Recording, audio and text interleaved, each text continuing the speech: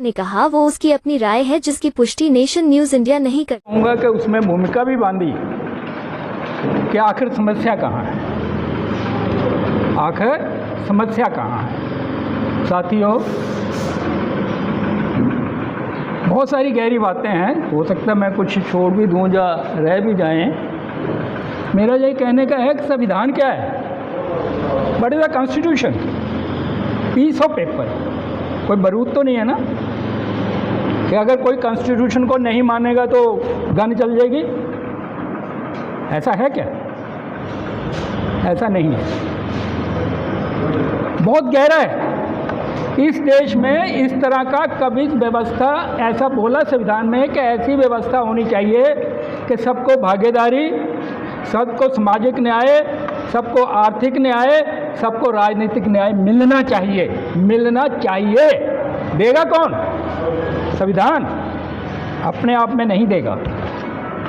उसमें क्या किया, एक व्यवस्था बनाई जो इस देश में पहले नहीं थी। बहुत सारी बातें हैं, इतना टाइम नहीं है कि आपको पीछे भी लेके जाएं कि इसका कारण क्या हुआ, कि आज हम फेलियर क्यों हुए।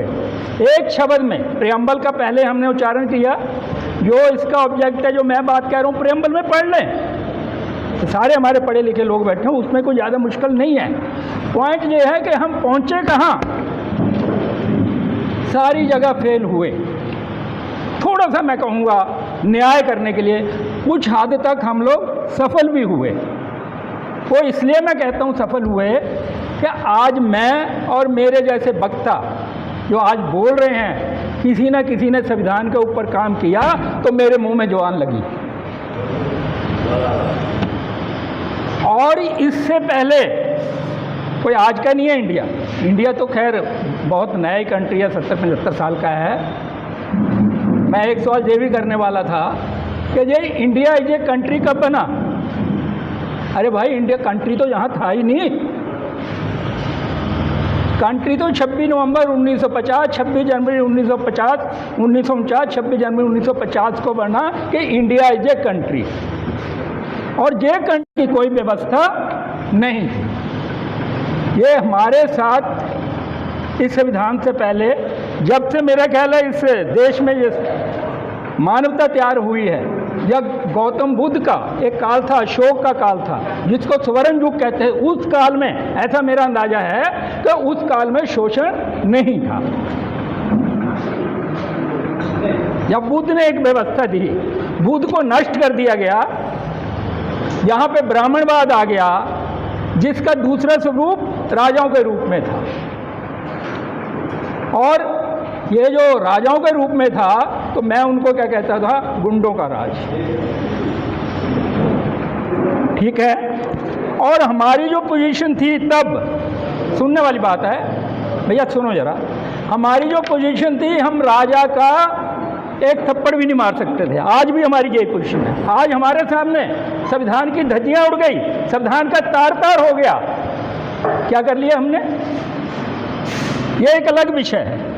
लेकिन आज फिर भी विचार कर सकते हैं कि हम कुछ कर सकते हैं। वो एक लाभ बाद का है। मेरे साथी वक्ताओं ने कुछ सुझाव भी देने की कोशिश करी, मेरे हिसाब से वो कंप्लीट नहीं हुआ। कि ये अच्छा हुआ जहाँ पे बहुत सारे इन्वेडर आए। इन्वेडर आ सकते थे, उनको बुला लिया जाता था। राजा जयपुर के साथ, महाराजा मैसूर के साथ दुश्मनी हुई, जयपुर वाले ने 2-4 गुंडे साथ वाले कंट्री से बुला लिए, पड़ोसी से, तू आ जा, इनको ठीक कर। ये व्यवस्था थी देश में। और मैं इस देश की संस्कृति जो है, बुद्धा के बाद जो संस्कृति सबसे गंदी संस्कृति थी, लोग कहते हैं we are proud of that. अरे तुम्हें काहेगा प्राउड, तुम्हारे से गंदा कंट्री कोई नहीं था, तुम्हारे से गंदा ये कॉन्टिनेंटल कोई नहीं, कंट्री तो कहेंगे नहीं। लेकिन एक देखिए मेरे दोस्तों, हमारी ना तो भाषा है अपनी और ना हमारी सोच है। लोग कहते हैं अंग्रेज आए और उन्होंने हमारे को गुलामी दी, वो लूट के ले गए। ऐसे हम बात कर रहे थे, मैंने कहा भाई क्या बुरा किया उन्होंने? कह रहे वो हमारे से लूट गए, लूट के ले गए। मैं कहा तुम्हारे को कपड़ा पहनने को नहीं थी देश में, जूता पहनने को नहीं था, शिक्षा की कोई व्यवस्था नहीं थी। अगर वो ना आते तो आज हम इस व्यवस्था में नहीं होते। वाड़ा सिस्टम खत्म किया और ये देश के संविधान की, मेरे पूर्व वक्ताओं ने कहा कि बहुत सारे एक्ट बनाए, उन एक्ट में ऑल पीपल आर इक्वल, इससे पहले कोई एक्ट नहीं था। संविधान तो अभी आया, संविधान से पहले अंग्रेजों ने एक्ट बना दिए, मेरे दोस्तों ने उसको रेफर भी किया। जैसे कोई ब्राह्मण जुल्म करता है उसको कोई सज़ा नहीं थी, राजपूत जुल्म करता है कोई सज़ा नहीं थी, कोई दलित जुल्म कर देगा उसको सजाए मौत थी। ये अंग्रेजों ने आके ख़त्म कर दिया। तो ये रजवाड़ा सिस्टम अंग्रेजों ने ख़त्म किया। और आपके यहाँ, ये मैं आज भी कहता हूँ, जितनी यूनिवर्सिटी बनाई है, ये आप तो व्यापार बनने इसके ऊपर भी आएंगे। अब जो यूनिवर्सिटी जो आज के ब्राह्मण बना रहे हैं वो यूनिवर्सिटी नहीं बना रहे, एक व्यापारिक सेंटर बना रहे हैं। अगर यूनिवर्सिटी बनाई है वो अंग्रेजों ने यहाँ बनाई है। कितने भी यूनिवर्सिटी ले लीजिए, all are establish by the Britisher. ना वो यूनिवर्सिटी होती और ना हम पढ़ते और ना हम आज यहाँ बात करने लायक होते। लेकिन उससे पहले एक जगह और जाना पड़ेगा। उससे पहले जहाँ कोई पढ़ने लिखने की व्यवस्था नहीं थी, यहाँ पे पता नहीं वो क्या सिस्टम था। बच्चों को इकट्ठा करते थे, जंगल में ले जाते थे, लकड़ियाँ चुगवाते थे, भेड़ें चरवाते थे।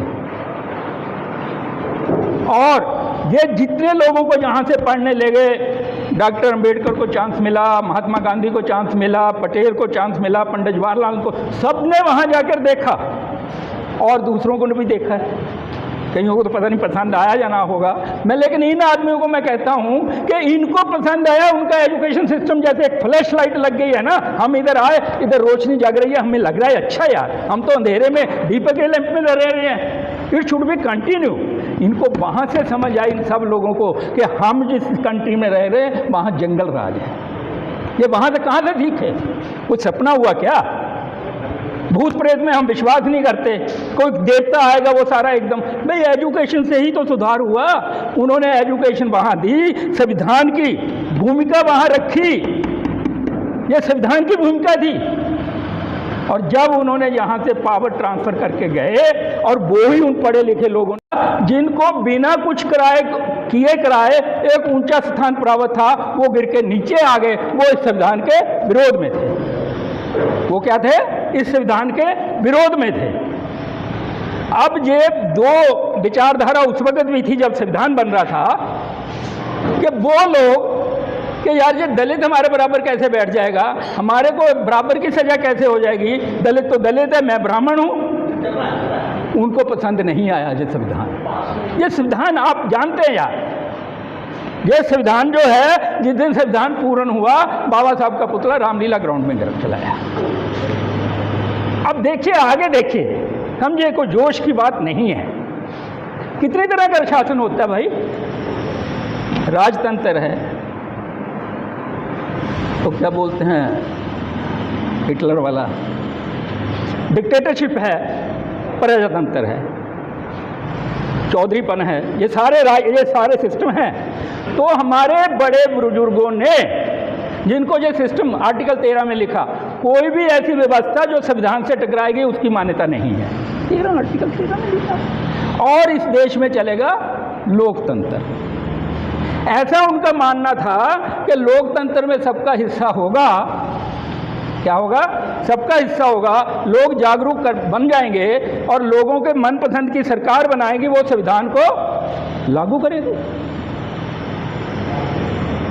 और सरकार को मौके का लिखा, बाबा साहब ने भी बोला कि संविधान कितना भी अच्छा हो, अगर उसको लागू करने वाले सही नहीं है तो वो संविधान बेकार है।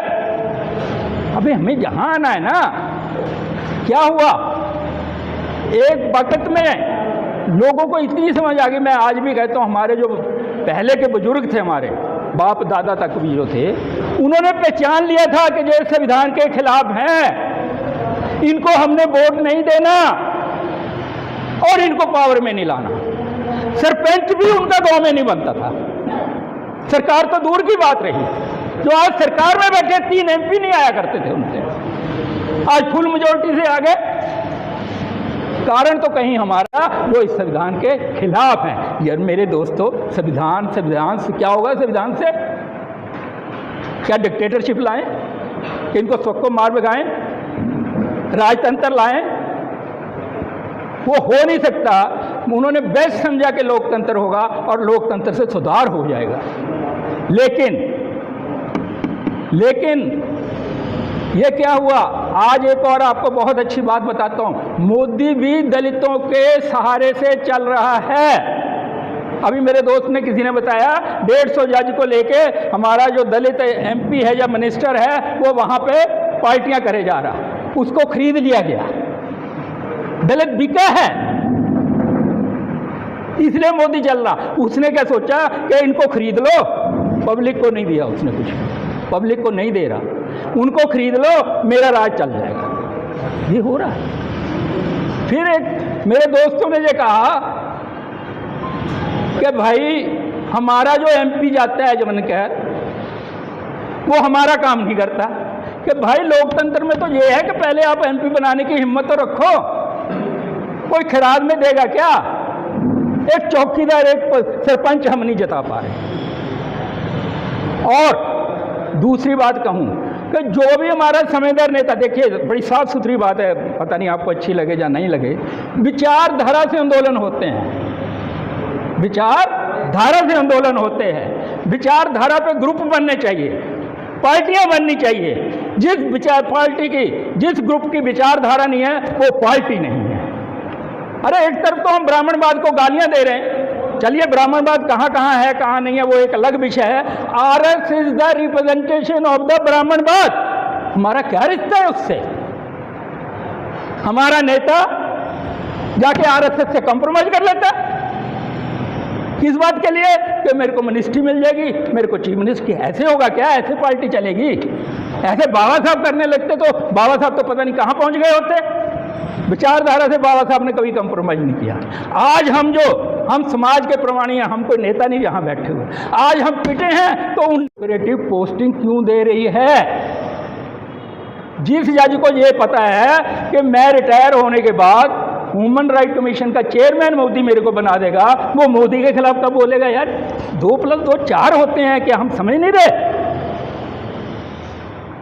जब तक हम बेसिक मुद्दों को नहीं पकड़ेंगे, ये नेक्सस है इनका, अगर इनका नेक्सस टूट गया, कितनी भी है, क्या फैसले कर रही है जुडिशरी? किसी की चोरी हो गई, किसी का साइकिल भैंस बकरी गुम हो गई, उस पर फैसला दे देगा। जो अत्याचार आज कार्यकारिणी कर रही है, जो सरकार कर रही है, उसके खिलाफ कितने फैसले दिए आपने? बाबरी मस्जिद का फैसला आपके सामने है। और तीसरी बात बता दूं, नेक्सस है, माफिया है इस देश में, बड़ा एक्टिव माफिया है। वकील भी जो सीनियर लोग हैं वो इनसे मिले हुए। बार और बेंच को ही न्याय देना ना। एक मिनट रुक जाए यार, न्याय नहीं डिलीवर हो रहा। और जो सीनियर एडवोकेट हैं वो भी उनसे मिले हुए, और वकील भी उनके मिले, वो भी फेस देख के जजमेंट दे रहे हैं। तो मेरा ये कहने का है कि हम सारी बातें कर रहे हैं कि ये कहेंगे किसको? वो आदमी आपने बैठा दिए पावर पे जो संविधान के खिलाफ है। उन्होंने तो संविधान को बंद करके ना ऐसे इधर रख दिया, उनको नहीं पता क्या लिखा हुआ। क्या कर लेंगे आप? आपको क्या हथियार दिया? लोकतंत्र, आपको चुनने का अधिकार दिया। फिर एक बड़ी साफ बात कहता हूँ, हम सोशल ऑर्गेनाइजेशन कह लीजिए या कि भीलों की ऑर्गेनाइजेशन कह लीजिए, दैट इज ऑल। लेकिन इस देश में जाति के नाम से संगठन बनाएंगे, डेमोक्रेसी है ना जी, तो आप पावर में नहीं आएंगे। हमारे सामने बहुजन कंसेप्ट आया, बहुत अच्छा कंसेप्ट आया, मानते हैं, होना भी चाहिए। सोशल लेवल तक तो ठीक है, पॉलिटिकल लेवल तक कौन सा बहुजन इकट्ठा हो गया?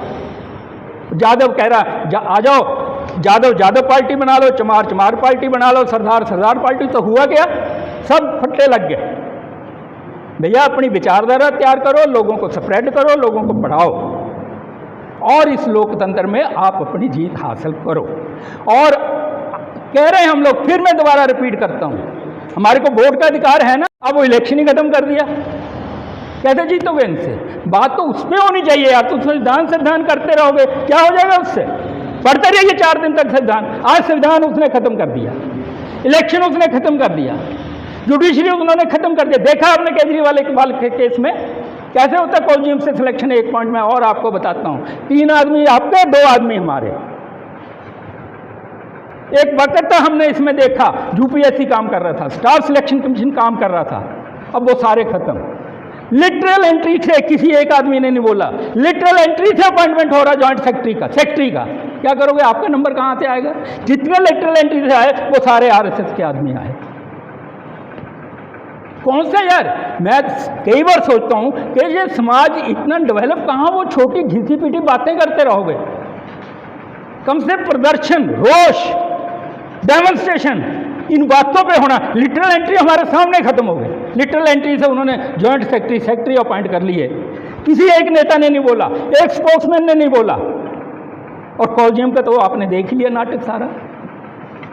और यहाँ पर ही फैसला हुआ सुप्रीम कोर्ट से कि जो इलेक्शन कमीशन बनाएगा उसमें जुडिशियल एक जज भी बैठेगा। कहाँ बैठाया उसने? जब जज नहीं बैठाया तो आपका संविधान कौन पढ़ेगा यार? हम लोग आके लेते हैं संविधान, संविधान कौन पढ़ेगा आपका संविधान? पहले सिस्टम को तो दुरुस्त कर लो।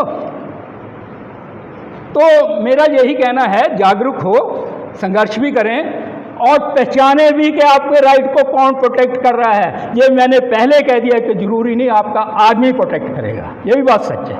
और मेघराम और है वो तमाम मंत्री हैं आपके जो उसमें सेंटर में बैठे हुए, पासवान बैठा हुआ है, क्या कर रहा?